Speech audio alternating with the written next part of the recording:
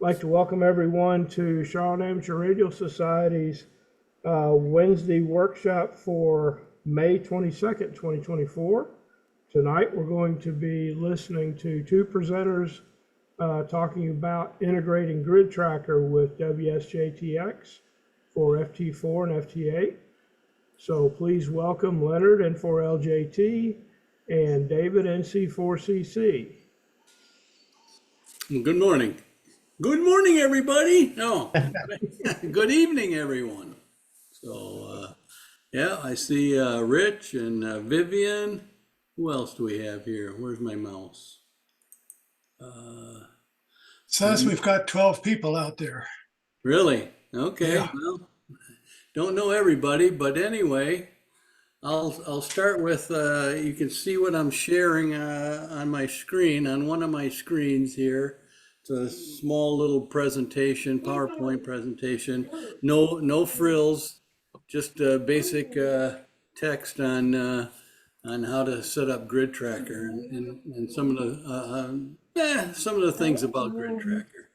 So first slide is basically what is it? And GridTracker, I feel, is a companion program for some of the various digital mode programs out there for FT8, FT4, and WSJT specifically, and JTDX. And I've been running JTDX lately, mostly. It works with both of them. And again, it was developed for FT8 and FT4. What it does is basically gives you live signal data. It does do some logbook entry for you, can do some spotting, gives you a little solar conditions screen. You can look at lightning data in your area, which is useful down in Florida. I use that quite a bit. And a number of other things. So it really helps with the user getting the most bang for the buck on running FT8 and FT4. And basically it's, why would you use it, you know? And most people, when you first see it, kind of have a little bit of a wow factor. It did for me anyway, being a new ham when I started playing with it. And you can see the world. And I'll get this off of my screen here and show you. Basically, that's GridTracker I'm running right now. And I got the roster on the left side of the screen, and the world and the main screen is kind of like in 2/3 of it. So it allows you to look up contacts in real time as you're making contacts. You can log your contacts to various different programs. I'll talk about that later. And it kind of shows you what's going on in the world in regards to the band that you're on and the activity of that band. So up here, I don't know if we've got anybody here that has never used GridTracker. I haven't. Okay. So basically what you're seeing on my screen is all these grids, all these boxes, colored boxes, are all the contacts that I made or what's being made right now in the world, what's active right now.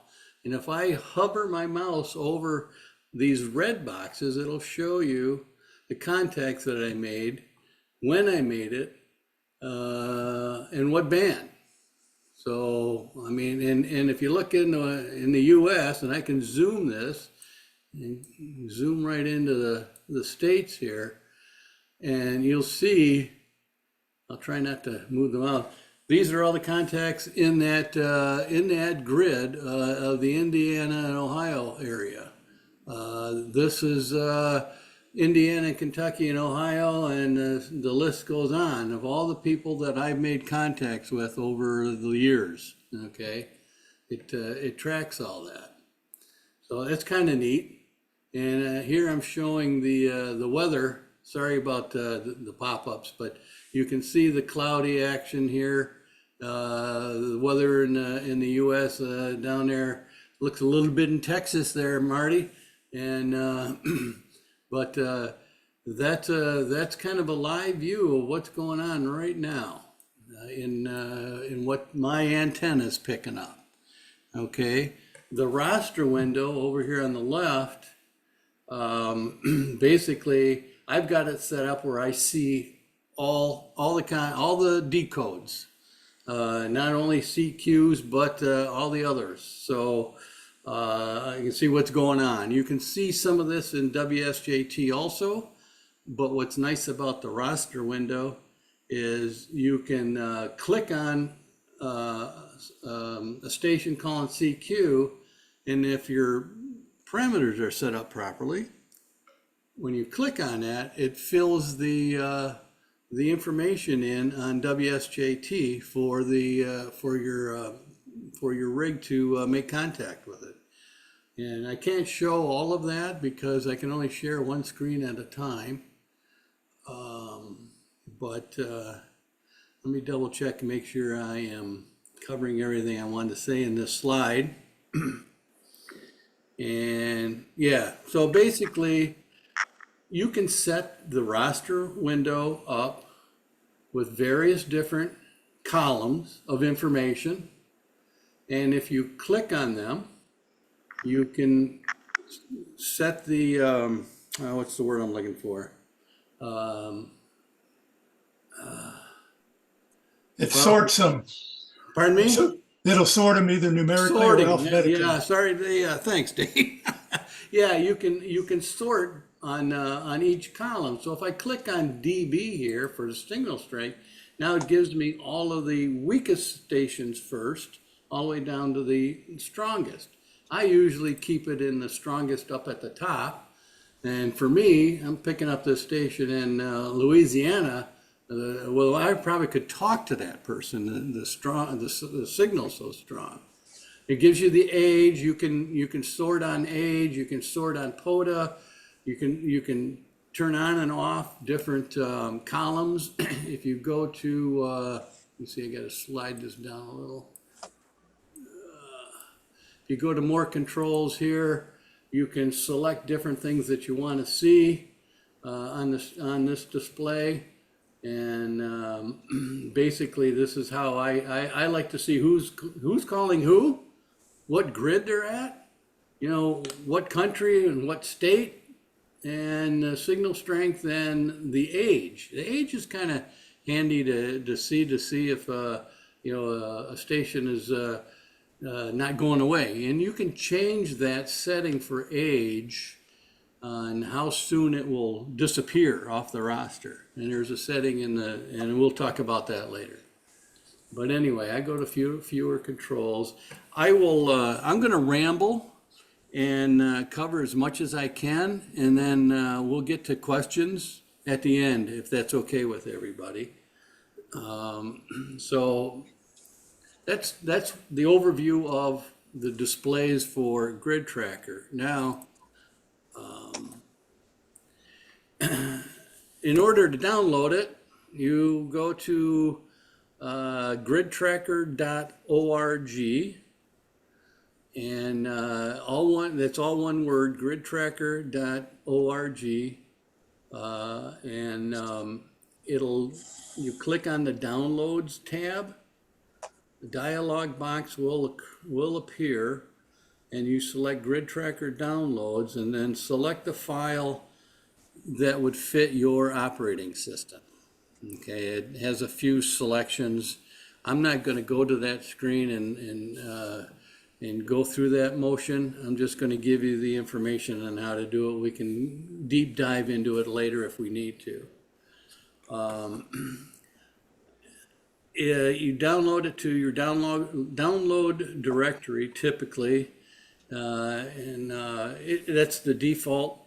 And once you download it, you can open the file and it'll start an install process if everything is done properly. Okay. I recommend you use the default settings and let it install where it wants to. Okay. And that's all there is to it, really, to get it on your system. You'll have to learn to configure your screens to make room for GridTracker in its screens along with your WSJT program. Okay, and everybody has their own way of doing it. I have a laptop that I run and that does grid control to my radio. And then I have an external monitor connected to that laptop. So I have two displays, and I show GridTracker on one and WSJT on the laptop screen. I find that to be the easiest way to manage all the information. The settings on GridTracker. Can you guys see that okay, or what? Yeah. Okay. Yeah, looks good.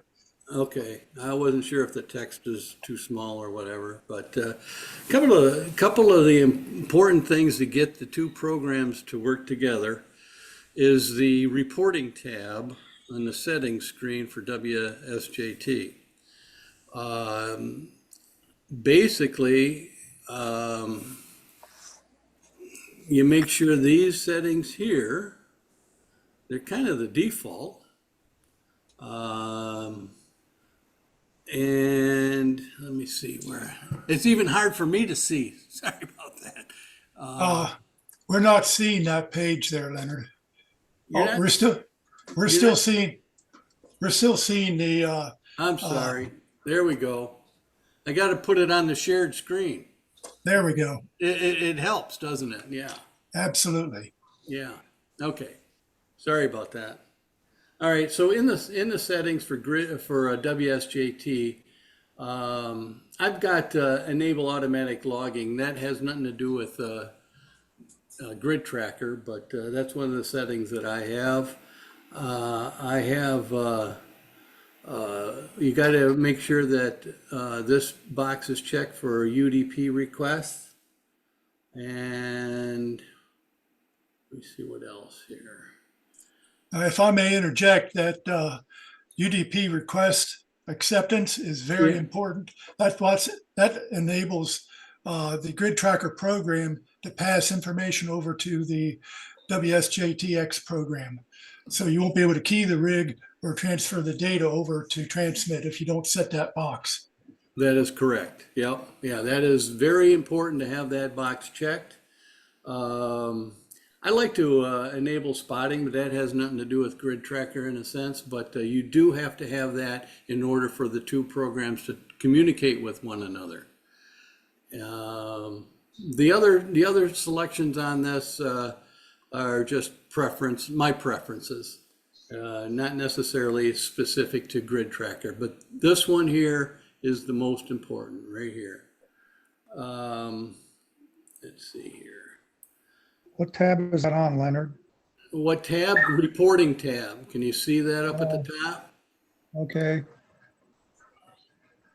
So yeah, it's on the reporting tab. So that's all you really should have to do with WSJT to get GridTracker to communicate with it. My screen's a little different than yours. What was that bottom tab that you checked? There's three boxes. What the middle one? What's that say? Oh, down here? Next line down, the next group down. Over here? That one there. What's that? That says prevent spotting messages from the unconfirmed call signs via UDP.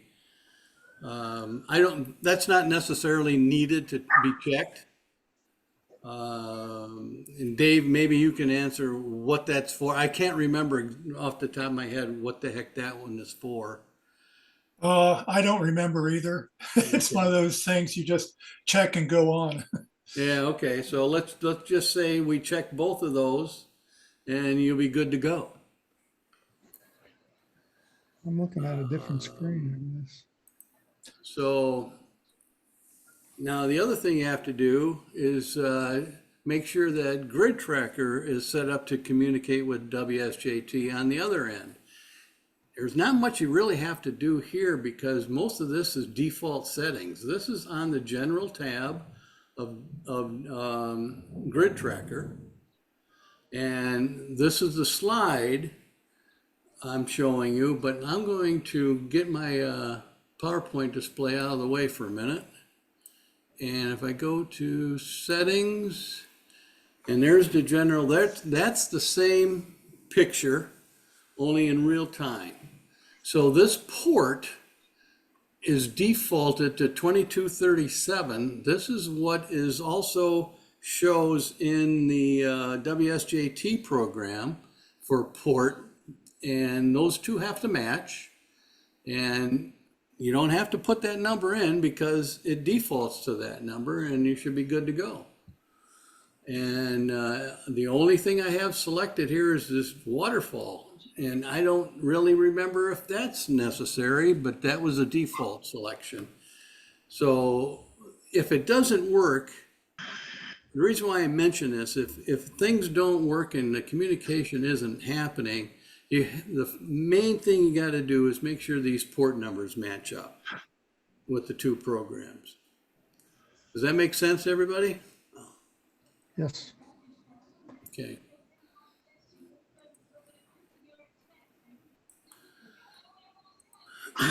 And then when you get to operating it, you kind of have to have the internet for it to do its thing. Now you can run WSJT without internet.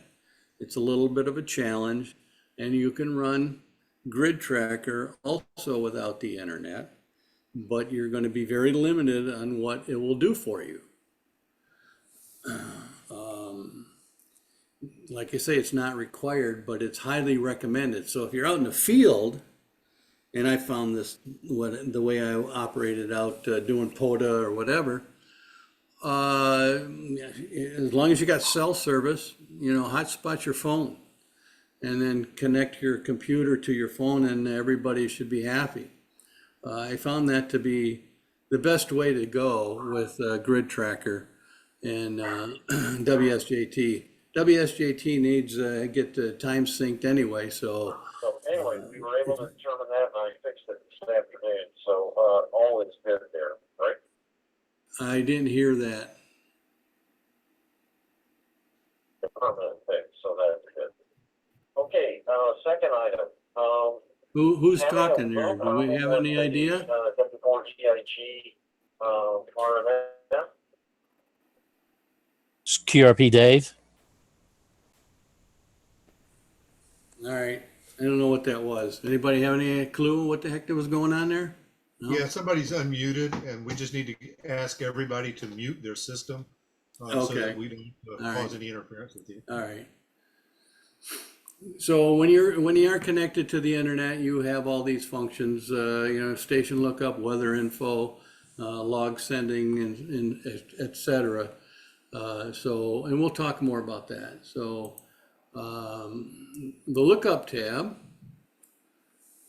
this basically you put in your call sign right here, and I'm going to go to real time, get my PowerPoint out of the way, and the lookup tab here, the second tab over. I have my call sign and password for QRZ. Okay, it can use QRZ to look up stations, and so you have to log into QRZ in order for it to do that. So if you have a QRZ account, it'll work just fine. So you put in your username, password, do a test. It'll come back and say all is good, and then the lookup function in GridTracker will work for you. And I think all of these are all defaults. I can't remember if I changed these or not. Hey, Leonard, Pardon me? one thing of interest on this page here, where you just had your cursor, open lookup on transmit, close lookup after logging. If you check those, the lookup screen will appear when you transmit, so you know who you're talking to. Oh, And yes. then when you click on OKs on the logging, that window goes away. So that helps declutter your screen. Ah, yep. Okay. I usually use this function here to look up folks. You see where my mouse is? You see that? Yes. Okay. So yeah, so I don't have these checked. I just do it manually. But yeah, it does give you the option to have it done automatically for you. But good point, Dave. So let me see here. I'm going back to get over here. How do you get to that screen you were looking at? On GridTracker, Yes. that was under the logging tab right here. Oh, okay. Let me close So- it. Hold on. See where? Can you see my mouse? No, Years? wait a minute, you're behind the, Should be on the right-hand side of the screen, a little off center down. the darn, Zoom windows in there. Really? Okay, let me see if I can fix that. How about now? Yeah, that's better. Okay. Go to All right, so settings. the settings tab, the settings button basically opens up this window with all these tabs. Okay, I got it. Thank you. Yeah. So you said you can look up call signs. I think I'm on now. So if you looked up N1AMM, would it show that I'm on? No, it just goes to our QRZ and brings up information about you as a ham. Got it. Yeah, if you were transmitting, if you were on, running FT8 and I saw you transmit and it showed up in the roster here. Okay, if I click on this station here, WA1S, well, let me click on this RZ1OA, and it should have put that in. Yes, it put it in WSJT for me in the message displayed for me to send a response back. So once it's in there, if I click on open up the lookup menu, here is that station's information. So that's what the lookup function does for you. There's a shortcut for that. If you right click on the call sign, you can either fill the call sign into your messages on WSJT or say lookup and it'll look it up for you. Oh see- yeah, look at that. Okay, very good. Gotcha. Yeah, Dave knows a lot more about this than I do. Yeah, but that's why the roster window is very important. It's very useful, very handy. And yeah, so I right click on there, you look up, set general messages, add a watcher to it, ignore the call. You can do a whole lot of stuff with that. But good point, Dave, thanks. Let's see what else we got here. So you needed another screen, don't you, to run the program? This takes up your whole screen. Well, you can shrink these windows, depending on how good your eyesight is. But yeah, I mean, here's, let me shrink this stuff down. I can show you how with Windows 10 and 11, where you can cascade the screens and have multiple things up at one time, or you can have it auto designate little windows for it to make it easier to navigate. I can show you that later. Okay, yeah. Well, yeah, that's something that I didn't really, wanted to explore in this session. But yeah, there's various different ways. I find that I just have two screens and it works pretty well for me. And I just made a contact, by the way, guys, with that RZ1OA. Forgot where he was. Oh, European Russia. What do you know? Okay. You got somebody 35 knocking at watts. your door, Leonard. Pardon me? You got somebody knocking at your door. Yeah. He's talking to the Ruskies. Yeah. All right. Let's go back to the PowerPoint. Let's get this out of the way. So we talked about that. Okay. And that's that screen there. Yeah. Okay. So logging. GridTracker does not do logging. There's no tool, that's not the right word. There's no part of the application that you can see a log entry of all your contacts. What it does do is, Leonard, yes. if I can interrupt, it does log everything, and there's a logging page that keeps track of all your contacts. Oh, well, what do I see? But yeah, you're right. It does have a backup screen. You're right. I never looked at it. So I stand corrected. I don't even know what it looks like. Dave may have to talk about that in a little bit. But what I do want to talk about is it does save an ADIF. And so all your contacts go into into the log, into this directory called users documents GridTracker QSO.ADIF. And you can import that to your favorite logging program if you so desire. And it can be configured to log to other programs automatically as you're using it.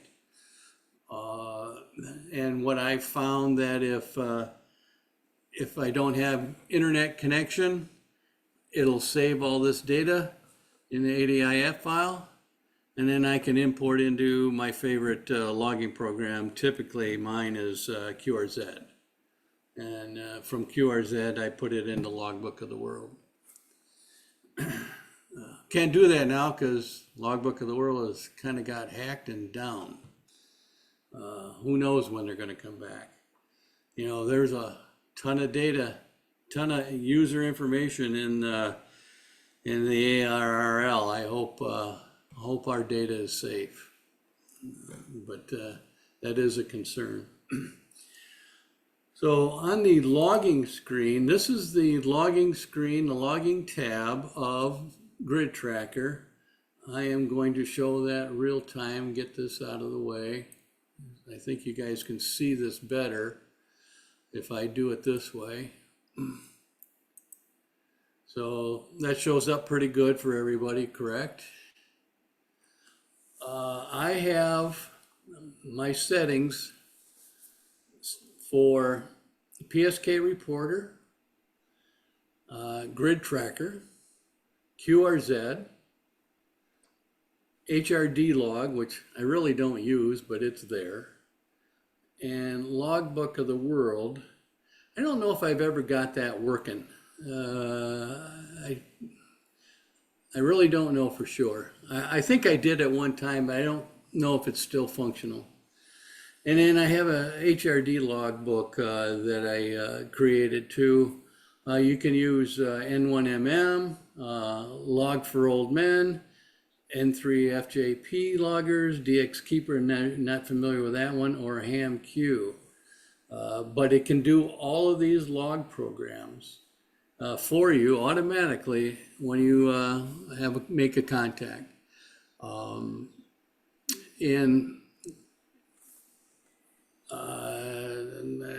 I'll take some questions right now because there's a lot of information here, and I can just skim over it and blow everybody's mind. But anybody got any questions on this page?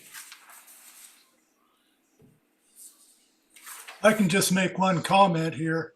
If you happen to have a logging program that is not listed here, you can take one of these other programs like DXKeeper and just change the port number from what it has set to the port number that you want to use for your logging program, and it will send it over there. So you can, I've got mine set up so it sends out about 4 or 5 different programs for logging. Some of them are over the internet and some of them are local. Okay. All right. Now,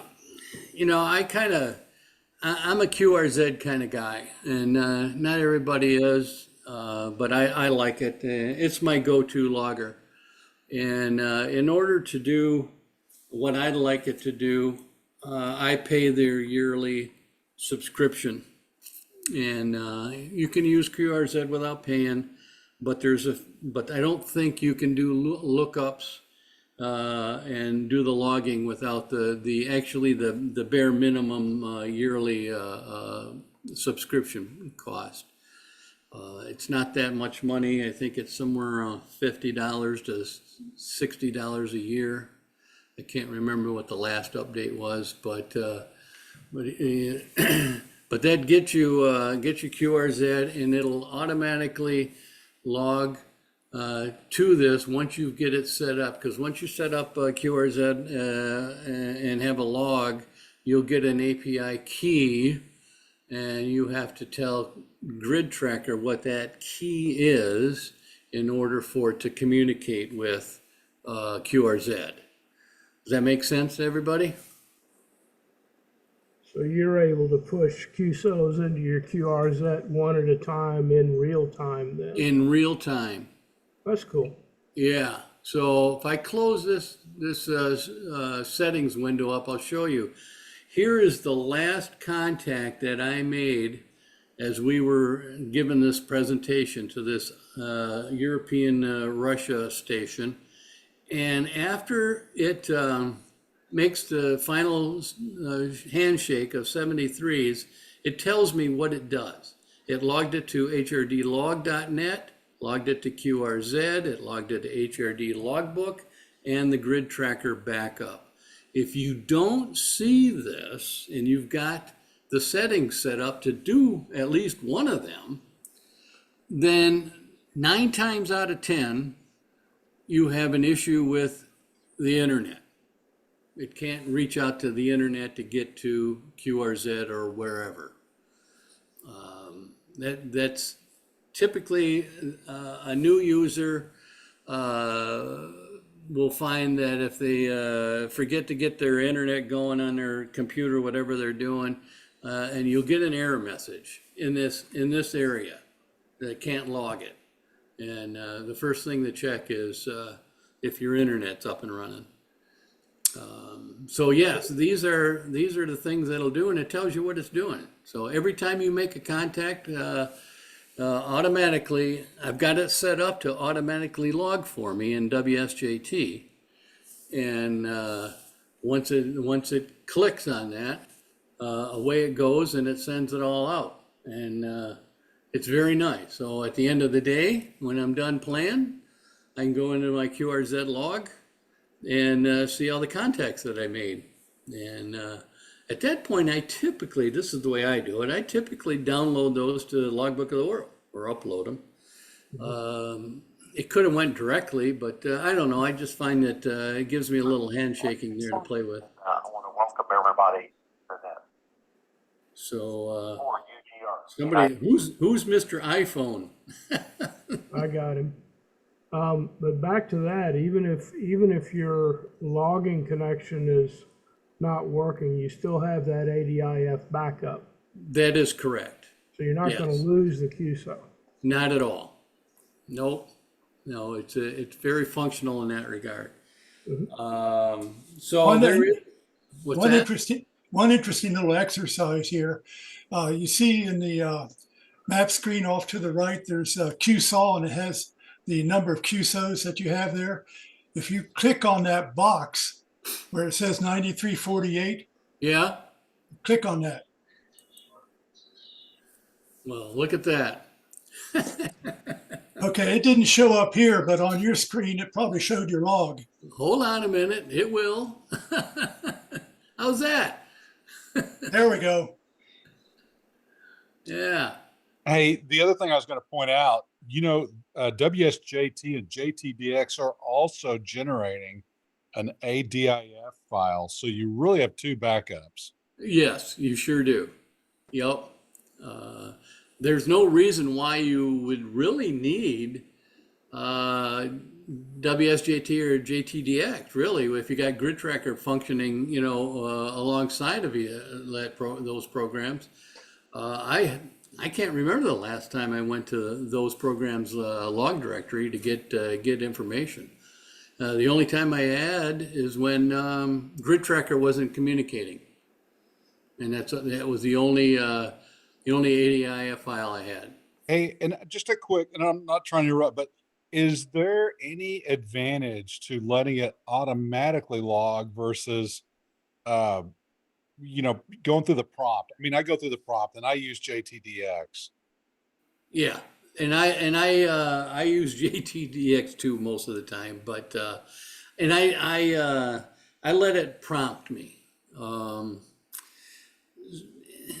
It's personal preference. It really is. There's a reason I'm for saying why I do it. I Yeah. do it because there may be something in the entry box that I want to put in there if I'm using a different antenna and I want to focus on that or something. But yeah, I typically get prompted. Yep, I do the same thing because it'll let you know what antenna, power level, Yeah, and it'll be persistent if you want to Yeah. carry it to all the other entries. yeah. I mean, if so here's a station in Italy. I'm going to see if that's working. Yep. So you guys can't see, but I mean, here's WSJT, and I just sent the Italian station a response back. Now I'll move this back over here and see if they come in and see if we can get something real time. Pretty much that is my presentation. There's a GridTracker documentation that you can download, I think, or no, you use it online, I believe. It's in their website, under their documentation tab, and it tells you everything you ever needed to know about GridTracker. I don't think you can download that as a PDF. I think you got to use it online. Is that what you found, Dave? I didn't read it. Okay, I mean, I hardly ever gone to it. I used it a couple of times. Basically, I looked it up just for this presentation to see if there's anything in there that I'm going to miss or whatever. And there's a ton of information in there. But if you do want to know a little bit more about the program, that's the place to get it. It's very in depth. So basically, that is all I got. If anybody's got any questions, I have a comment. sure. So I just set it all up while you were talking, and I don't know, it probably a Windows 11 thing, but the API, it would let me quote unquote copy it, but it wouldn't let me paste it directly into GridTracker. So I actually had to throw it on a notepad in Yes. plain text and then Yeah, from there copy it over to GridTracker. Yeah, that's a safety concern. Yeah, of course, it's the API. Yeah, they don't want you to copy and paste it. Exactly. Yep. So yeah, you did it right. That's the way to do it. I usually have the two screens open so I can just read from the one screen and type it into the other. I have my QRZ page open or something. I had grabbed my laptop and pulled it over to the big computer that I'm watching this on. So I didn't have my second screen. So it was too small because it's a really tiny little laptop. So Right. it's just easier for me to copy it. And then I was like, oh, they're not going to let me copy it. Well, I can outsmart them. So. But it worked for you, correct? Oh yeah, I just copied it to a notepad in plain text and then copied it from the notepad to GridTracker because by then the stuff had come off. And you did you tested it and it worked and you came back happy? So I'm on, but I haven't sent any messages. So no, but I mean, once you put your API in there, you hit the test button, correct? oh yeah. I tested it and it came back. Yeah. Yeah, that's what I'm saying. So once you do that, you're good to go. Everything should be functional. As long as you got internet, it's going to work for you. I just don't remember how to send. a message on WJ, whatever. You don't know how to use WSJT? Is that what you're saying? I've done it twice, so I gotta go back to that program and try again. I haven't done it since then. Okay, all right, yeah, well, that's not covered in the scope of this training session. Nope, that's fine. I mean, we can go into that a little bit. No, it's fine. I It's have up to to Dennis open and it. what he wants to do here, but, Yeah, I just have to open it and play around again. okay. All right, it doesn't look like Italy wants to talk to me, so I'm gonna halt this. But anyway, any other questions? Any Yeah, other comments? Yeah, Leonard, where do you add weather to your map? Under the, let me see here. It's on the main screen. It's on this screen here. I'm trying to remember which one it is.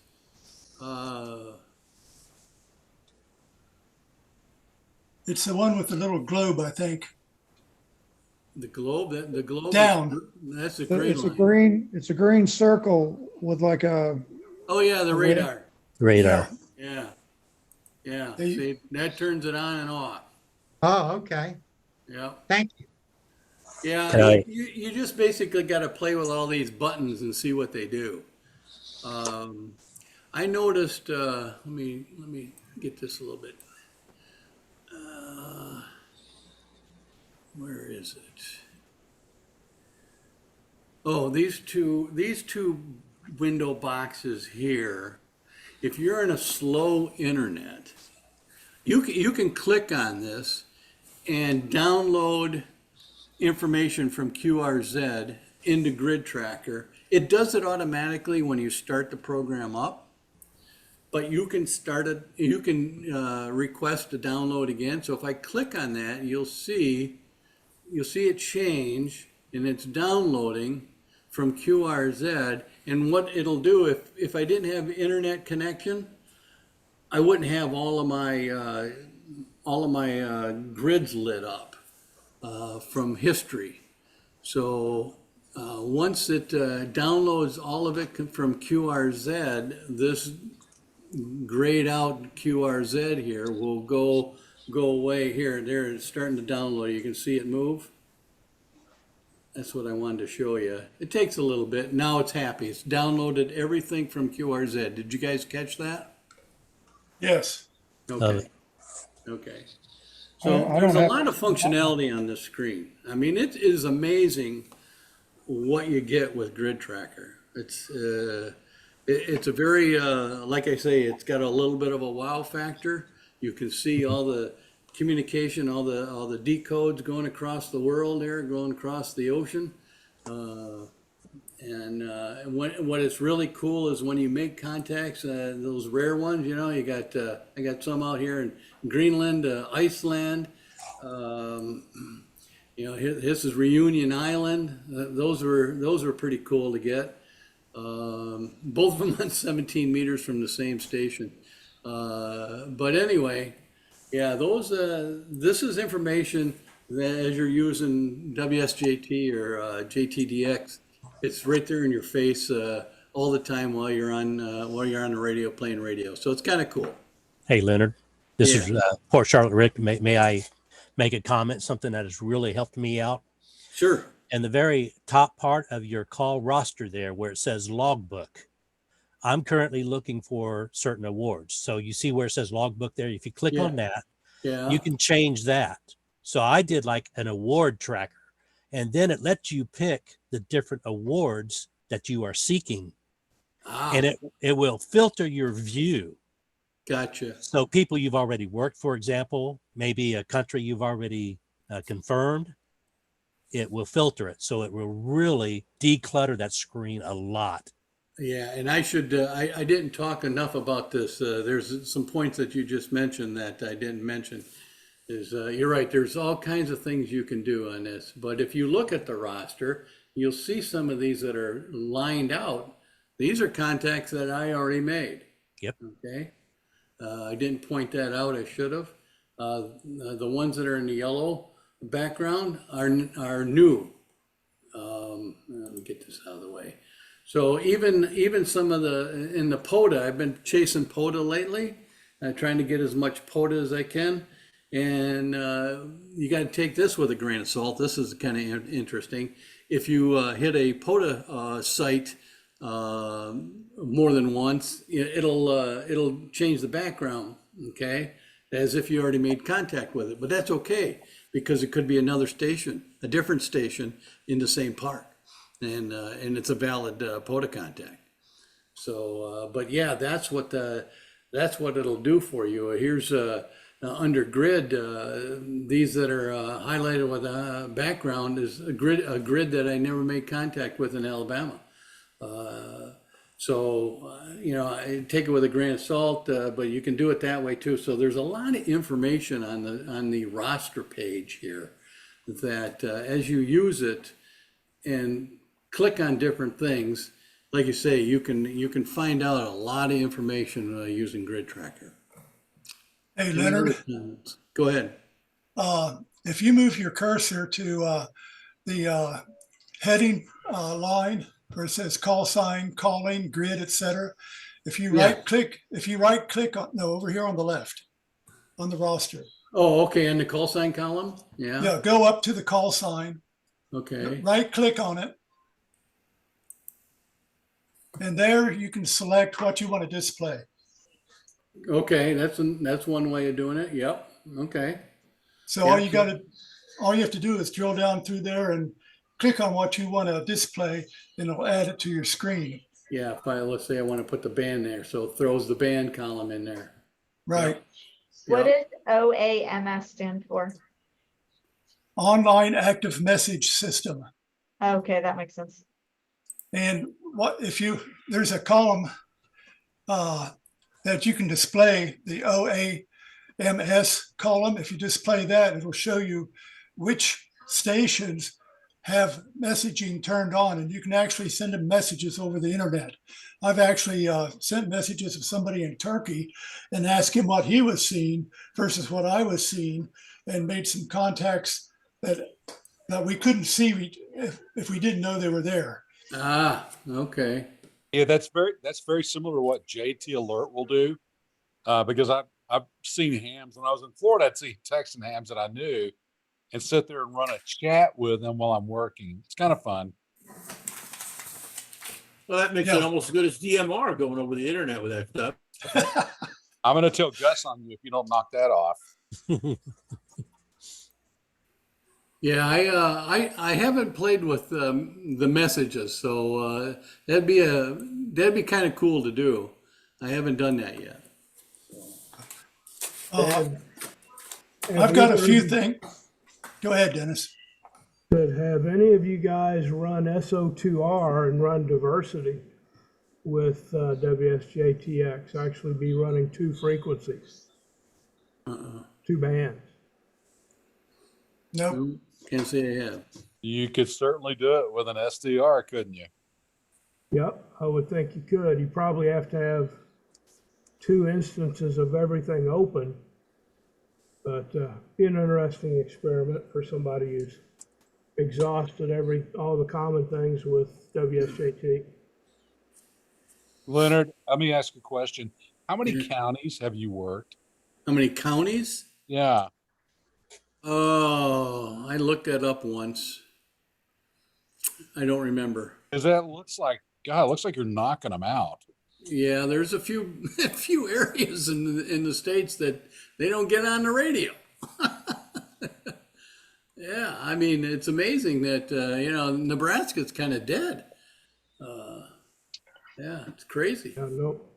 Nebraska, South Dakota's tough. I got pretty good Dakotas, not all of them, but Montana, there's not much in Montana. You would think. I haven't asked Randy AAAR. He's done it 4 times and working on number 5. Of what? Worked all counties, US. Work all counties, really. Wow. He's done it 4 times. It's nuts. All the counties in the United States. That means he made contact with every county in the United States. That's Instead of right. 4 times. Yeah. Yeah, well, keep in mind, Randy, that's kind of a byproduct of his contesting. All right, let's do this. He's not chasing counties, he's just running contests, and ultimately, when he combines all of his contest logs, he has them. Let me see here. I can answer I'll answer your question here in a minute. Counties. Come on. It's over 3,000. Oh, yeah. Oh, that's the award. So, okay, go down here. Here we go. Went to the wrong space. No, I don't, I think you give them for every 50 counties, you can get a sticker. 1,089. How many counties are there? I think about 3,034 or something like that. I got just under 1,100. I'm gonna take that. Hit for counties. I'm in Florida. There's 256 in Texas alone. Yeah, there you Yeah, go. Texas is big. Yeah. I think I got everything in New Hampshire, though. Both of them, man. But yeah, to answer your question, 1,089, Marty, out of the total. Yeah. That's still something. Maryland is easy. It's only one county. Is Maryland's only one? Okay. Delaware is 3 counties. All right. Yeah, I've won one. Yeah. Well, I know if you play the QSO parties, that's one way for sure to get those, those counties. Yeah, I wonder. Okay. Yeah, I got a GridTracker question. What? It asks for the API code to put the QRZ in there. Where do you get that from? From the QRZ logbook. It's under settings in the logbook, Dave. Under settings in the logbook. I'm not going to show it to you. No, Well, I'm just looking for it in mine right now. But okay, so I'm sharing my screen. Here's my logbook. Let me do something first. Oh, it's fuzzed out anyway. If you put it up there, it's fuzzed out. Yes, I wanted to make sure it was. So there it is. It's right there. No, I'm talking about okay? on my own. On my own, it's fuzzed out. I have to click the a show to button. see it. You got to click the show button there. And that's what I was saying before, Dave, unless you're like typing it and looking at it, it won't let you copy it and paste You it. can't copy and paste it. Nope. You can, but you I can't. just did. Well, you can't paste it into GridTracker. Not unless you throw it onto a notepad first. Yeah, you can't do it directly. So, but anyway, does that answer your question, Dave? Because that's where it's at. Okay. Okay, yeah, I see it now. Okay. Yeah, I'm not big on this logging stuff in general. It's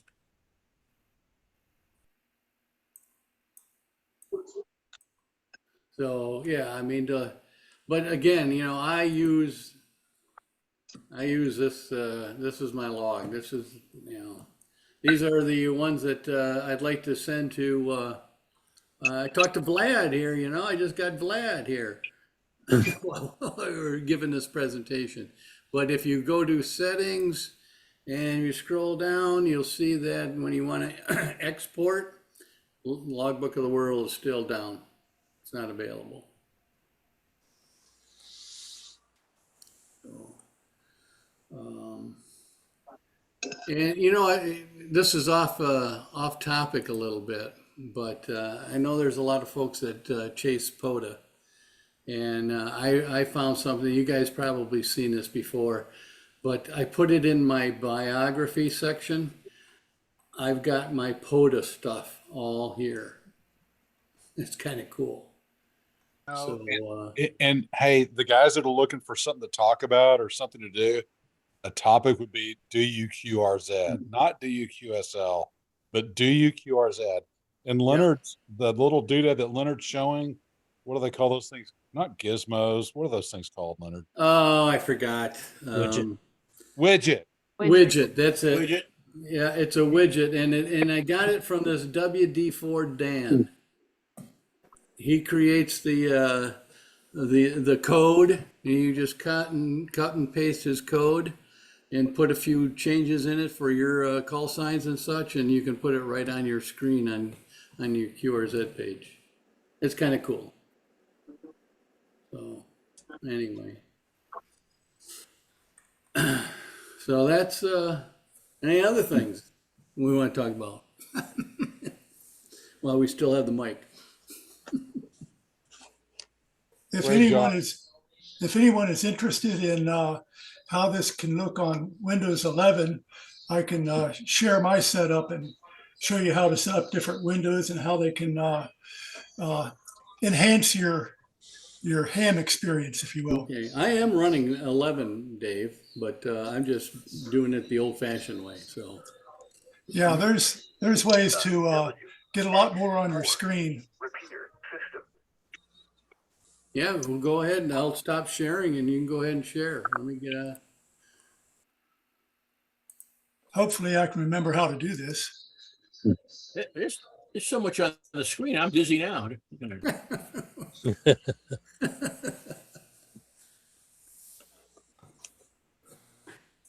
Okay. Give me a second here to bring up some of this stuff. I'm going to bring up a whole bunch of stuff at one time. Okay. I always like the waterfall showing because I like to move around. Can everybody see what's going on? I move my Yeah. transmit frequency around all the time.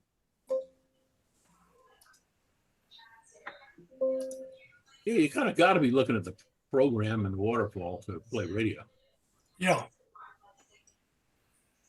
Yeah, I'll get there in a second here. I bring up a lot of stuff at one time. I've got a script written to bring up everything. And let's see here. If I come down here and show Windows stacked, Okay. okay, you should have a whole bunch of stuff here on the screen, but we don't need all of that. Can you see this current conditions for the solar? Yeah. Okay, I don't need that. Here we have the master box for GridTracker. Here we have The waterfall. Yeah. the waterfall, and I can stretch that out. That is not yours. Leave it. Okay, and here's let's see, what's this here? Okay, this is WSJT here. No, it isn't. That's something I don't really need. Just a second. Boom. Okay. Maybe I shouldn't have fired off everything at once. Yeah. Too much Yeah. information. Yeah, well, I've got a 43-inch screen, Ah. but I've dumbed it down so that I can fit it all on this right here. Now here's WSJT over here, Right. and Where- when I'm where- using GridTracker, I always click CQ only, Yeah. so I don't get all those stupid messages over there. Okay. And Where's if I your come over, roster? okay, now the roster, it was probably there somewhere, but if you want it, this You little just pull box it up. down here, Yeah. boom, right there. Yeah. And Where'd it- it go? Yeah, it's here somewhere. Wow, Look in the upper. there it right. is. There Yeah. we go. Okay. So, come on. Well, the roster takes up a lot of space Yeah, because you want to see all the decodes. that's right. So that's why, yeah, now you'll see how I have mine set up with the call sign, grid, who's calling who, and so on. Yeah. And that OAMS over here Yeah. on this side, Yeah. all these little boxes here where it shows a little CRT, those are guys that you can click on and message with them. Huh. So they've got it turned on. That's one of the things that you can do. Okay. And here's There we go. Finally got that box out of the way. Anyway, you can click here and it'll highlight them even more, Yeah. but I prefer not to do that. But the right click, here's all this good stuff that you can have in here. You can either have it or not have it. I have a lot of stuff turned on, like the county, for example. If I'm contacting somebody near Cincinnati, for example, or Ohio, I'm interested in what county they're in because I used to live there. So I know where everybody is. And if it's in Florida, it's sort of nice to know where they are in Florida. Yeah. So if I roll down, like here's somebody in Florida, but they don't tell us what county they're in. So they don't have, that's Steve, SPC. He doesn't have his, he doesn't have his county filled out in his program. So yeah. Take a look at his grid, EL86. He's close by. Yep. So anyway, here's another Florida station down here, and things are moving fast. Yeah. But anyway, they don't say what county they're in either up here. Yeah, I mean, you don't always get all the information because it's up to the user. Yeah. Well, here's a guy. Well, where'd he go? Here's somebody in Pinellas County. That's up near Tampa. There you go. So anyway, I like that column because it helps you out. Yeah. Well, you're displaying all those windows on my laptop. Okay. And you can't see it. That's what I'm using for Zoom. Yeah. And it's way too busy for me. Yeah. Okay. Here's another way that you can do it. Okay. You can have them stacked. So whichever one you want to look at, you just click on it. Yeah. Okay. So that simplifies things a bit. Okay.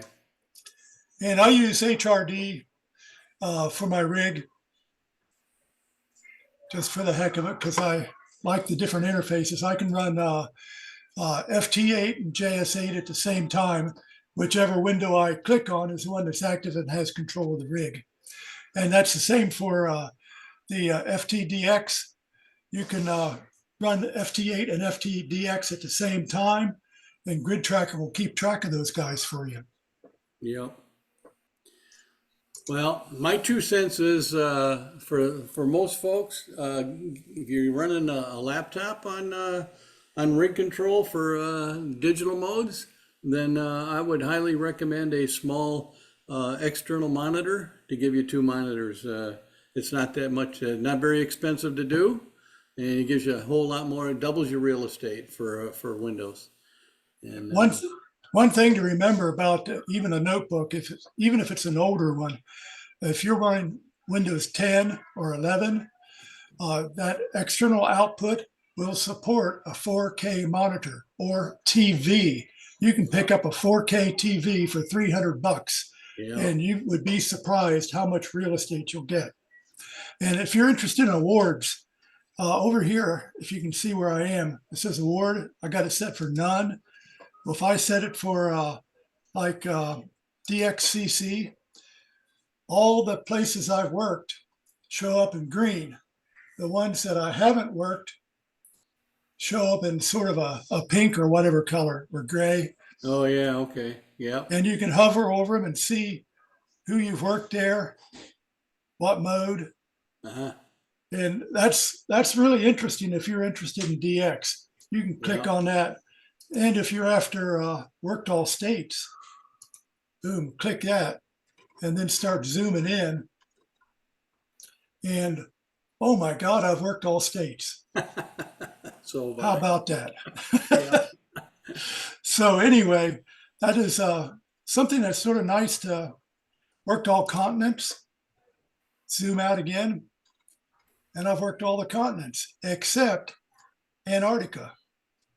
Oh, it says I worked Antarctica. I didn't know that. Okay, but anyway, that's a nice little tool there if you like to do DXCC. Yeah. They combine Antarctica with Oceania, which is Australia and the islands. Yeah, that's cheating in my book. Well, nobody lives in the Antarctica. Uh, I know some seals that live down there.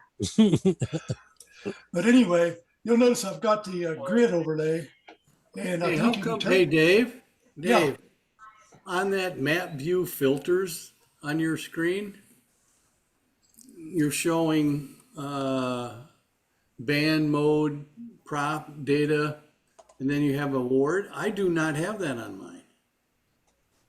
You know, I think you got an older rev level. I was I noticing. shouldn't. I downloaded this puppy just the other day.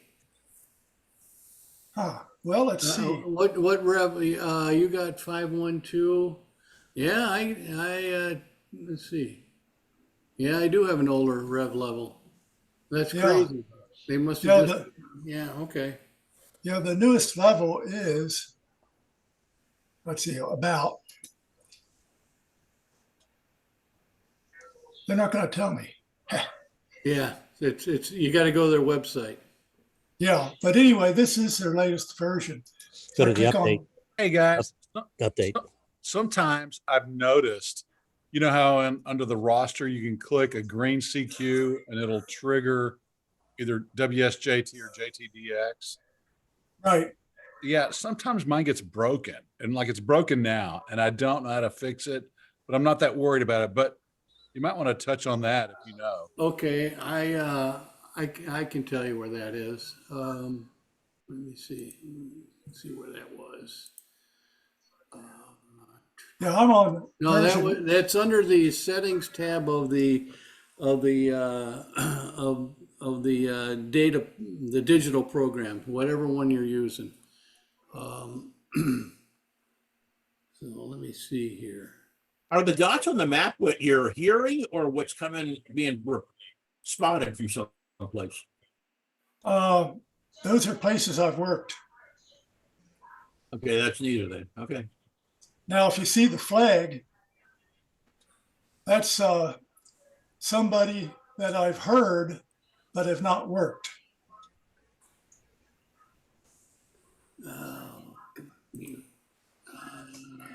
Or they've heard me and I haven't worked them.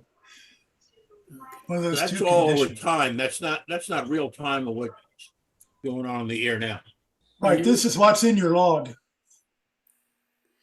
Marty, are you using JTDX or WSJT? JTDX primarily. Okay.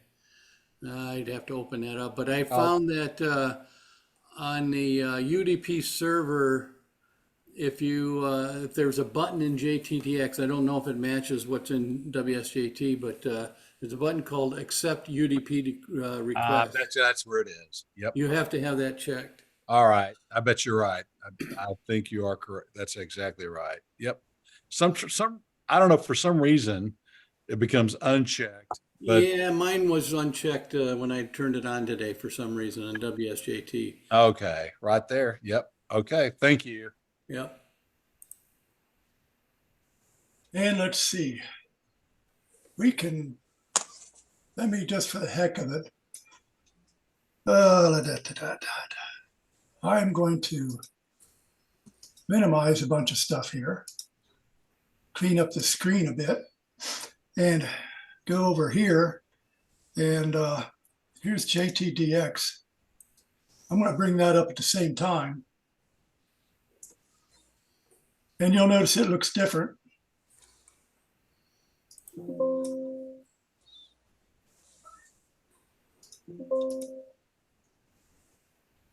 Okay.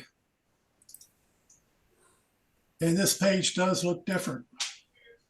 But there's that same question right there. Oops. Now, what's important about this? See, I've got this set up to go directly to the rig. If I want to use that on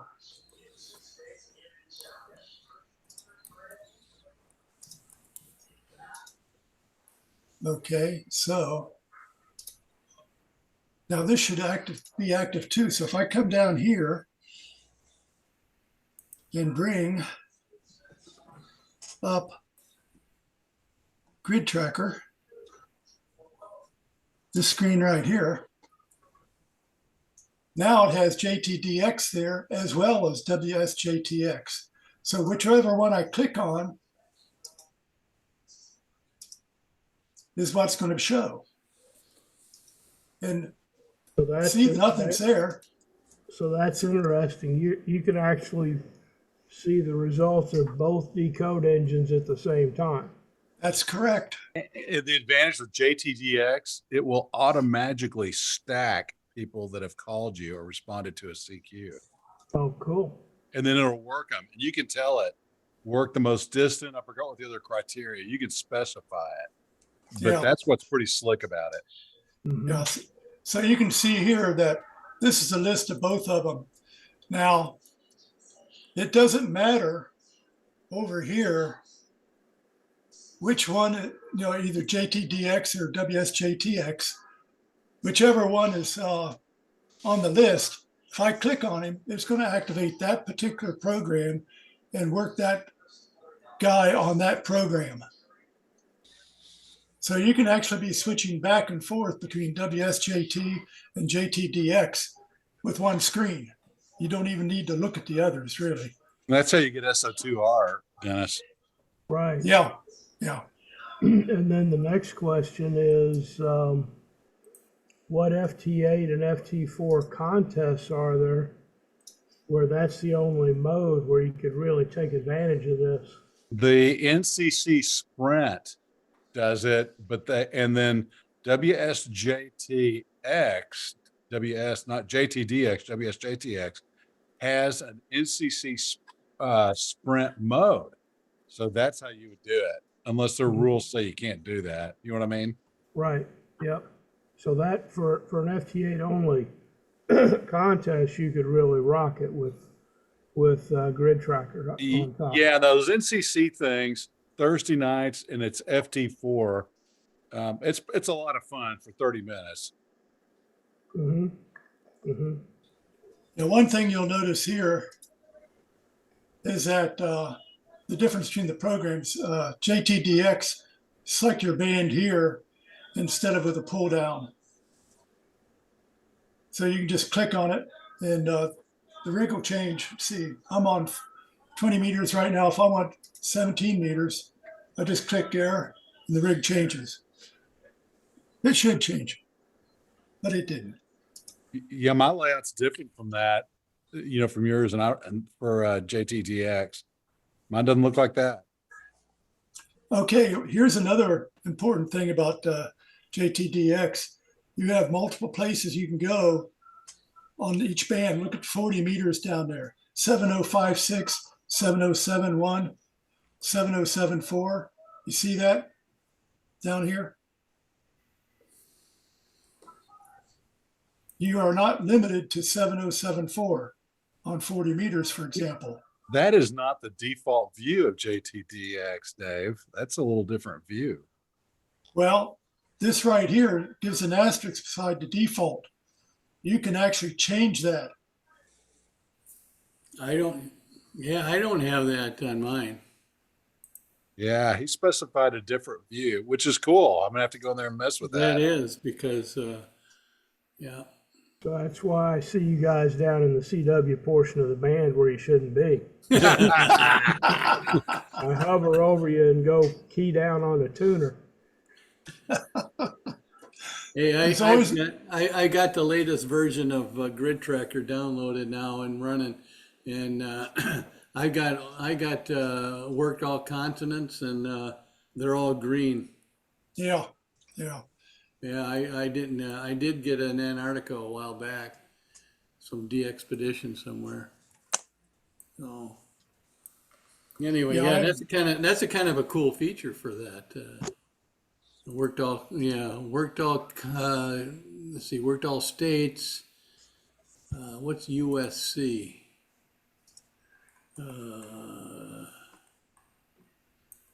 Counties. Is that counties? US counties? I got a long way to go.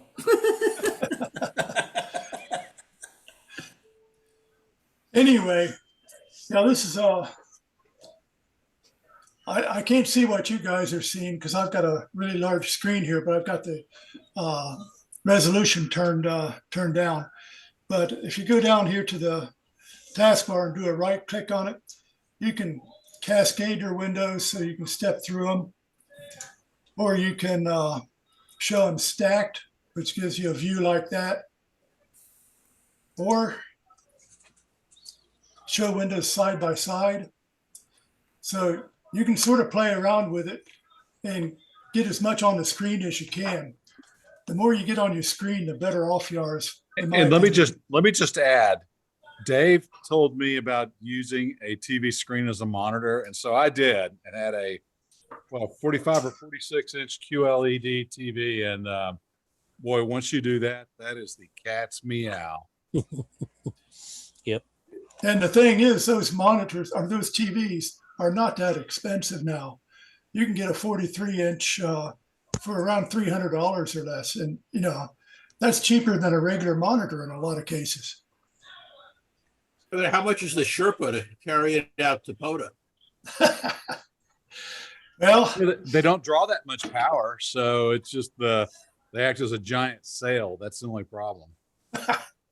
Yeah, but anyway, Here's a question about using a TV as a second monitor. I'm doing that, and I think I've got a resolution issue, because on the TV, everything seems to be larger than normal, and I can't squish things down. Take it down to 3,000 by something, right? Yeah. And is that on the TV? Yeah, I think bringing up the resolution makes it smaller. Bringing down the resolution makes it bigger. one thing to Correct. remember, not all TVs are created equal. It has to be a 4K HD TV. If it's not a 4K TV, you're not going to be able to shrink down the size of the windows.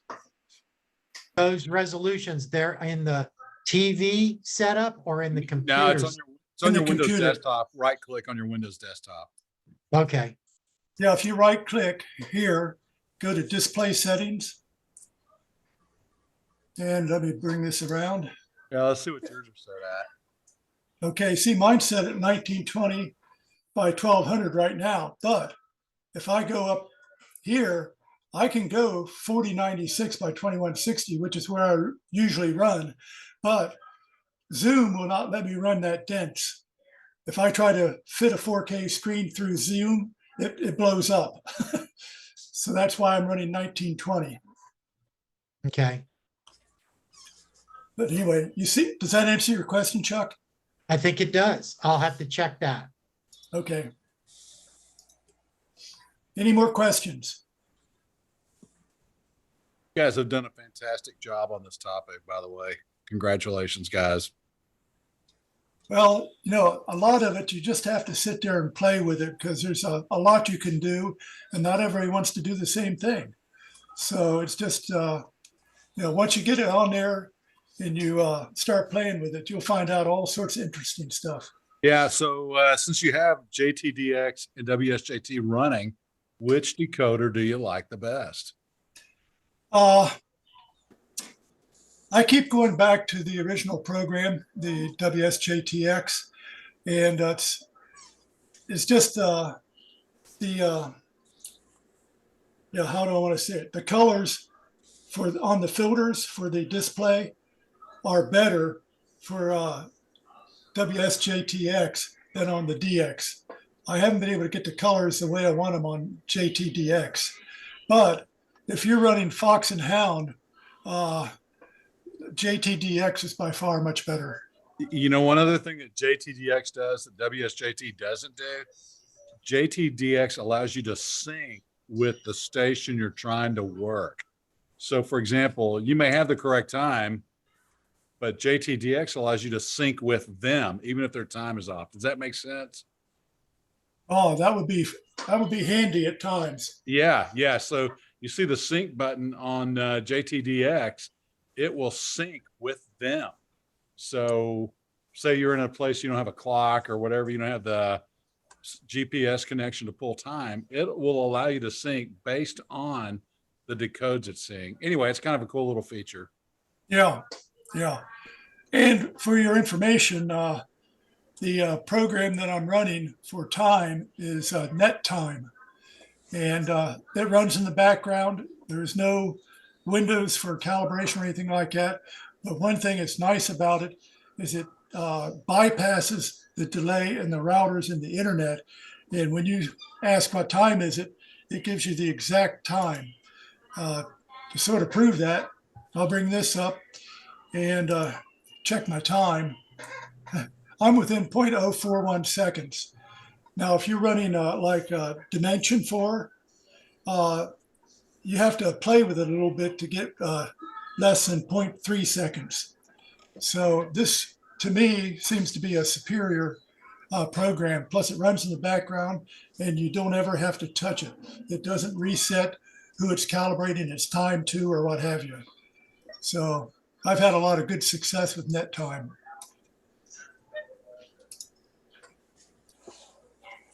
Any more questions? Yes, this is Vivian. Yes. On the map page where you have the icons on the lower right, there used to be a lightning, and I don't see it. I just downloaded it today, and so it's really new, but I don't see it on this version.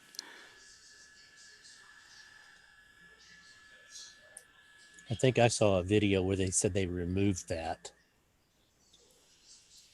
Maybe they hid it somewhere else. Well, you want to see the radar? Is that what you're saying? The lightning.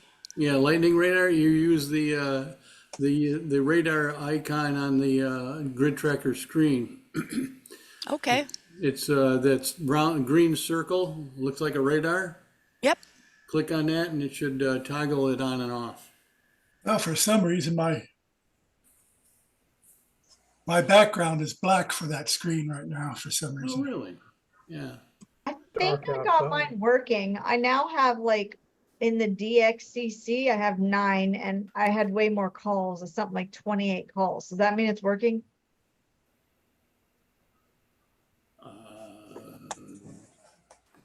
What was that again? I was off on a tangent. So under receive, under, we're in GridTracker, my RX calls are over 28 and RX DXCC are over 9. Does that mean it's working? Yeah. Oh, okay. You're talking about the RX calls? Oh, I yeah. got, Okay. I've got 247 on mine, 8,900 QSOs. I don't have any QSOs though, or QSLs. That's because you haven't made any good contacts with it yet. Okay. So the RX DXCC, that's also just making calls? That is what's active at the moment. Okay. Yeah, once you So click I'm on- on it, So I'm on 10 meter. So if you switch to 10 meter and you contacted me, you saw me, then I'd have a QSO? Yes. Yeah. you'd have to go through the 4-message exchange. Yeah. Have you ever used FT8 before, Vivian? Oh, this is Ariel. And yes, Oh, Ariel. Sorry. twice. I'm sorry. No worries.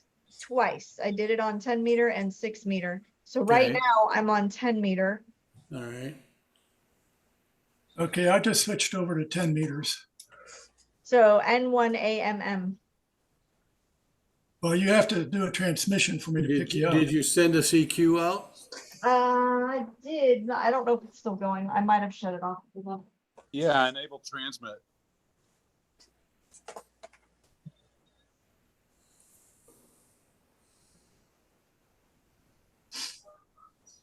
Yeah, if you enable transmit and send a CQ out, maybe Okay. we'll see if we can hear you. All right. All right. I think I just did.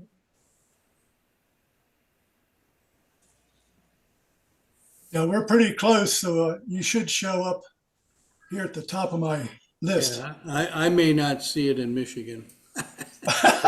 Possibly. I see it. there- yeah. Do you? Okay. I see Okay. it. I just clicked on you, and see my pop-up screen. No. That says it's Ariel. Holy cow! And anyway, Yeah, So you're now- not making the distance to Michigan though. Okay. But now I should have a QSO after it's done running its little thing. Yeah, I just connected on yours, Ariel. you gotta send all the handshake, all the messages back and forth and send a 73. Right. New chat message. Somebody was just me. said, okay.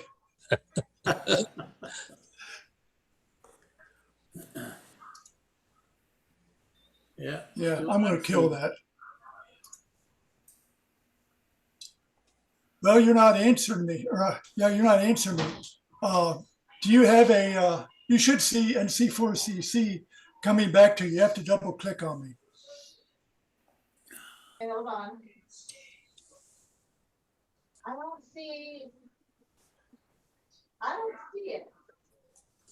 What kind of power are you guys running? I'm at 35. All right, should be enough. Yeah. Yep. You gotta love JTDX, right? Oh, I'm on WSJT. Doesn't matter. It doesn't matter. Okay. WSJT, you must select the person to start the QSO. JTDX will do it automatically. Okay. So Yeah, you gotta click on my my response to you. okay. What was it again exactly? And NC4CC. Why would she have to click on your response? If she sends a CQ, You do it WSJT. It won't do it automatically for you. It'll show it in red, like someone's calling you. But you know, JTDX will do it automatically for you. so should WSJT. do I have to Yeah. decode or something once I click it? If she called CQ and someone answered her, it should Yeah. automatically do the message responses. If both transmit and receive are on the same frequency. If you split them, sometimes it won't. Oh, okay. Yeah, she's not making the trip to Michigan. I am not seeing. Ariel, in your RX frequency window, do you see Doug trying to contact you, KM for LKC? I see NC4CC, but when I click on it, and now I see Doug, but I And don't do anything when I click on it. I see Leonard. Do you really? I do. I got Leonard on mine. I'll click on you. See, and it keeps popping up saying alerts, but it doesn't let me click on it or right click it or. Do I have to hit the code? Okay, are you clicking on the GridTracker screen or on the WSJT screen? WSJT screen. Okay, I see. Gotta make sure she's got TX enabled. Somebody in California answered me. I've got TX first enabled.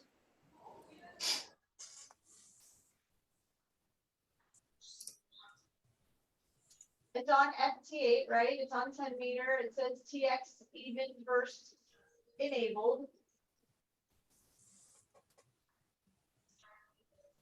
Do I have to hit decode? No. No, I don't have to hit decode. Huh, I don't know what to do to accept you, basically. All right, if she's M1 AMM, there's someone else calling her. Z04 ZQM, yeah, that's Rick, right? Rich. Rich. I sent a message a couple minutes ago. Yeah, it's showing up. I see it. I'm looking at you can see it on the decode screen. I just made a contact with California. Must not be making the trip to Florida. Did you try to answer me, Chuck? I tried, but Doug jumped in. And let me try again here. Oh, Let me enable CQ. Doug's trying to get you now. Oh, really? Yeah. Actually, Steve is on making contact to a guy in California.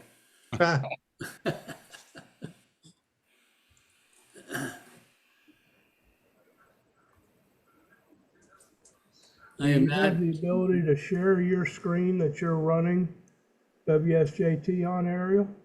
yeah, help her out that way. It would be helpful if you did Well, that. I'll tell you what, why don't we, compare settings? So have to answer this question too. Leonard, what antenna are you using? And then Dave, what antenna are you using? I'm using an end-fed sloper. I've got a vertical. It shouldn't matter the distance. I usually get Michigan pretty good, but I don't see you in here anywhere, Leonard. Yeah, I'm still calling CQ. Leonard, you don't see Doug? No. Yeah, north of us is probably pretty tough right now, north and south. There's a storm actual between us. usable frequency is probably quite a bit lower going north and south. You guys are on 10 meters? Yeah. Yeah, Yeah. I don't see you guys at all. All I'm seeing is New Zealand or Australia. And Really? Wow. you've got your antenna upside down. yeah, maybe I'm going through the earth. That's got to I'm be going it. through the earth or the other side, right? Yeah.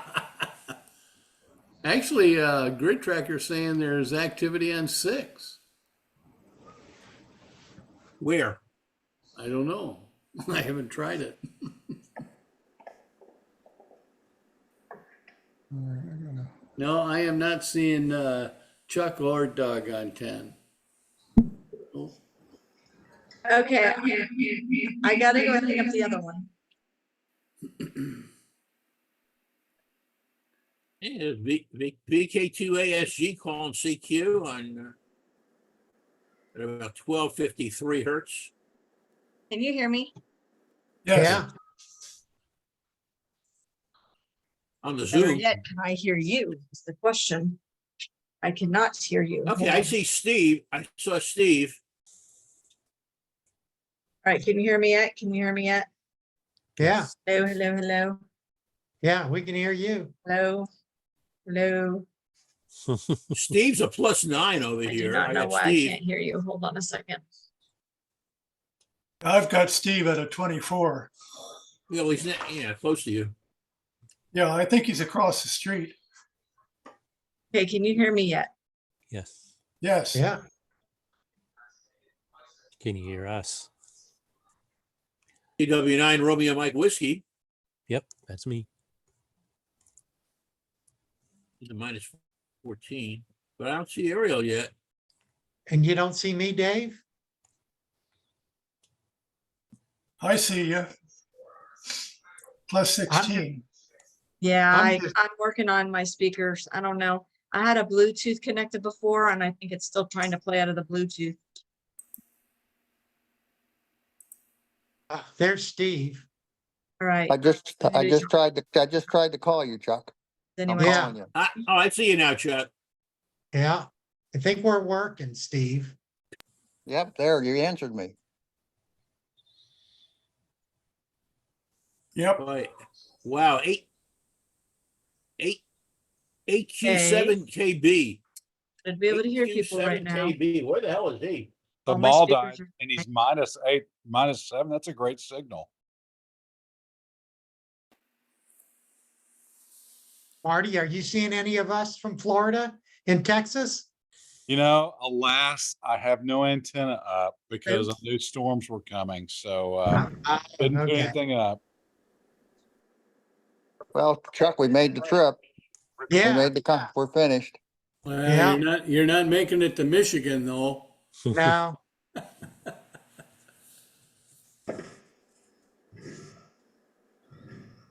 Well, 10 meters this time of night.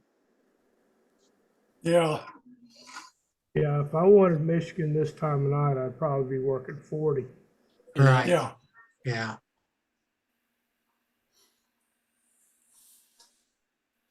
We can do that.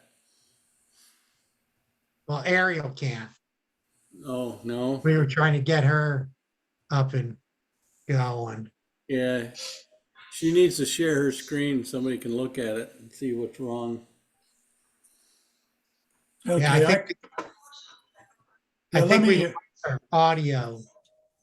Oh, I'm surprised that we can do Zoom and run this all at the same time on the same computer. oh With- yeah. Well, if you have an i5 or better, an i5 or better would do it. FHP Dave, you're talking to Dominican, huh? Yeah, I was. I'm looking for that. I'm looking for that Asian. There he is.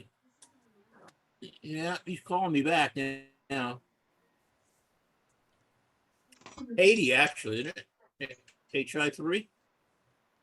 That's Dominican. Hey Ariel, can you share the screen that you're operating from? Yeah, let me unshare my, Yeah, Nice. Dave will have to. Do you have your time synced, Ariel? I don't know if it's synced currently. I can finally hear you guys now. Can Okay, you but share your screen from your operating gear computer? Yes, now I can. So what I had to do was I had to switch computers because I wasn't near my radio, which is obviously where everything's hooked up. Okay. I got the HI3. Oh, very good. So I'm looking for that Asian guy. Yeah, if you can share, Ariel, the guys can probably talk you through it.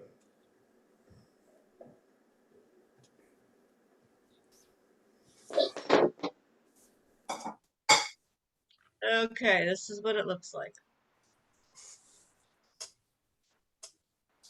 Go to your settings.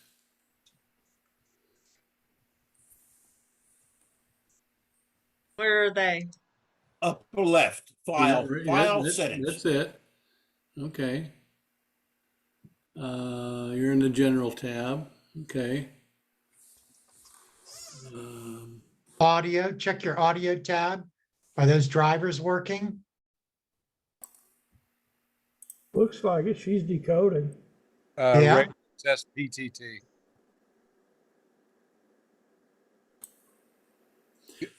Yeah, go to your radio tab. Test cat. Yeah, PTT is grayed out. Cat should be fine. That's okay. It is because he's on cat. She's on cat PTT. Yeah, but you still should be- Your baud rate's too slow. Your baud rate should be way higher. No, I run 9600. Well, you should be able to run 38.4 with that FT10, the 710. Yeah. Well, But you got to make sure your radio is set to that speed also. Well, Yeah, and that your has to match and, the and your radio. driver and your port, your serial port in the computer.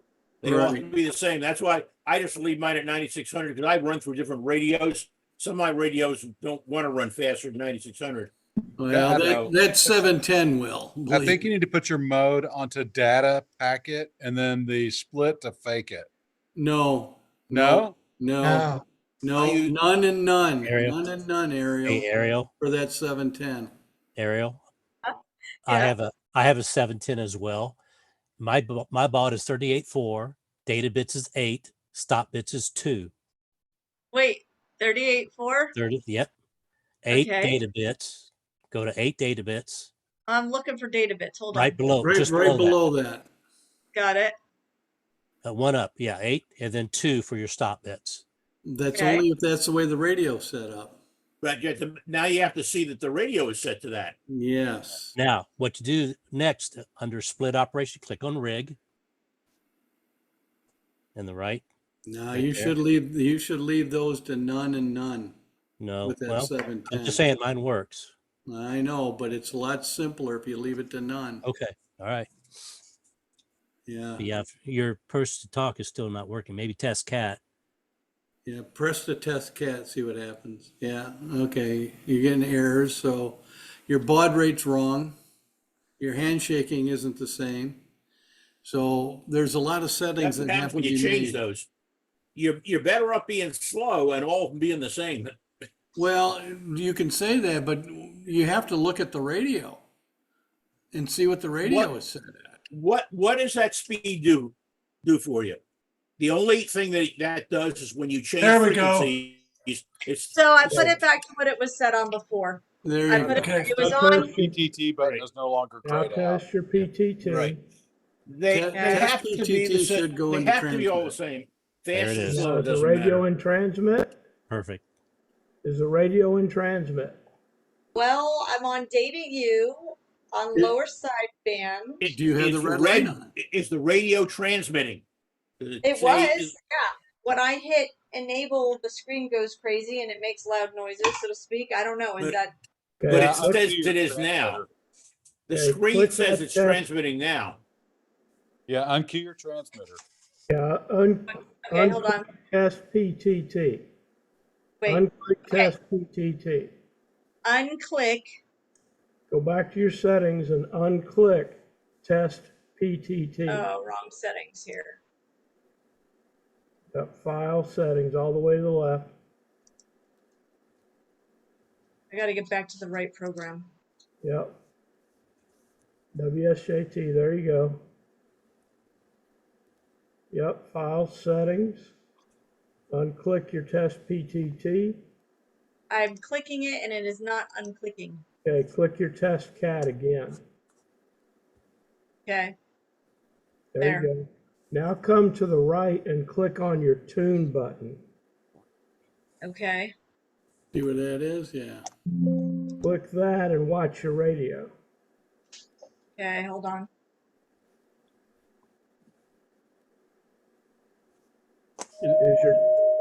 There you go. Unclick it. Okay, now you have control of your radio and it sounds like your audio is working in and out. Well, you shouldn't really hear it. Yeah, you've got the audio set wrong. Yeah, make sure you're going through your USB on your audio. Yeah, you got to go into settings again. Under here, on this one, right? This- This yeah, setting? settings. Yeah, look at your audio tab. That It looked good. that should be, yeah, okay. Those aren't codecs. They're not codec. See, select the input one, Ariel, and see if you use. You have to. What does it give you? Yeah, it's not. No, it's codec. Right. Yep. Click that again. Click microphone to USB and do the same thing with speakers. Select it. She has Down, to click. down, there you go. And then hit OK. You have to click transmit. No. The transmit button has to be clicked. Okay. Hit OK at the bottom. I have to get to it. You can't see it, Yeah. but this is blocking my stuff. Okay, try the tune button again. Are you transmitting? Nice and quiet. Now it's nice and quiet. Is it transmitting? Yeah, it's up. I think it's transmitting. It's all the way up to the 9 right now. Do you have the red light? Is the red transmit light on the radio? Yeah. Well, Okay. All right. Stop. Actually, wait. Now Yeah, it's saying uncue it's your tune streaming. button. Yeah. Okay. Now the other thing you have to do is have put your radio, your meter in ALC. On the radio. It is. And where was that? On that radio, you don't have to worry about Well, it. Steve, KL4 SPC is calling CQ. Just double click the grain and see what happens. Well, hold on a minute. That FT710 does not have. You don't have to worry about ALC. It does it automatically. So you don't have to worry about that. I would use the meter to either SWR or power output, PO. And that'll tell you how much power you're putting out when you transmit. Okay. So all I need to do right now, though, is double click this. Yes. See, I just double clicked it. I right clicked it. I double clicked it. It's not doing Needs anything. to enable TX. You have to go down and enable TX. There you go. Okay. It should bring it up automatically when she double clicks on it. Not necessarily. Nope. I'm double clicking and it's not doing it. No, it did do it, Ariel. It filled in all your general messages. See them all set up in there? Yeah. Yeah, let the 15 seconds click off.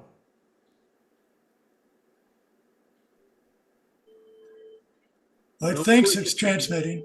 Don't click on anything. Just I'm not. let it work. Your radio should go into transmit.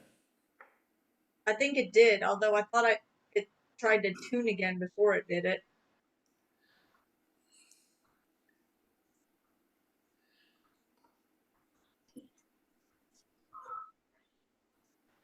You are sending your message to Steve, KO4SPC, your call sign and your grid. See that message that just popped up? Yeah, yeah, he's not replying to it. but He's not sending it out. replying, but you're sending it to him. Hey, guys, got to run. Thanks for doing the presentation. Great job, guys. Okay. I don't. Bye. Talk to you, Marty. All right. All See you right. guys. Good to see All you, right. Marty. Bye. All right. Good to see you. Take care, Bye-bye. Marty. All right. Good night. Bye-bye. Yeah, so you're just waiting for him to come back to you, Ariel. He's not hearing you, or he's not Well, there. I don't I'm see her off, either. I'm off. I'm sorry, guys. I'm off the air now, so I can't, I'm not gonna be able to answer. No, Oh, no worries. No worries. That's okay. I'm sorry I'm not back on, but I had to leave. So I'm leaving, so. Don't Um, worry. hey, At but I least saw you on there and I saw where you tried to make a contact with me. It looks like it went through, but I never saw you. What I was seeing on your screen there. But anyhow, good luck. You'll get it. It's a lot of Yeah. fun. While I was sitting there listening on 20 meters, I made about 10 contacts and got 2 new grid squares. So it was a good night for me. That's cool.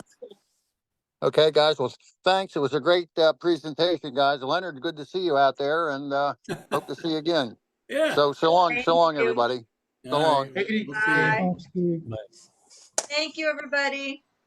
Yeah, okay, so, thanks Leonard and Dave, good presentation, good work session afterwards. Ariel, you probably want to coordinate with somebody on 10 sometime and get some Yeah. successful QSOs back and forth and get comfortable operating it. But other than that, I think we're pretty good. Doug, you have anything for them? No, I think it's a great job. I loved it all the way around, and I was going to try to make contact with Ariel here, but I was looking for her on the grid, and there she is finally. All right, looks like she is going to make some contact. So, all right, well done. Thank you.